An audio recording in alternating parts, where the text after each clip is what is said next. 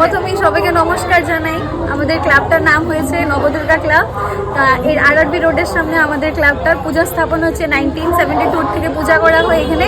তো এখানে আমরা বানিয়েছি, তোমরা দেখতে পারবা, বাঁশের কুটির শিল্প, বাঁশ আর শন ইউজ হয়েছে এটাতে। মানে কোনো তোমার পলিউশন নাই, না প্লাস্টিক না থার্মোকল কিছুই ইউজ হয় নাই, তোমার শন আর বাঁশ দিয়ে ইউজ করা হয়েছে।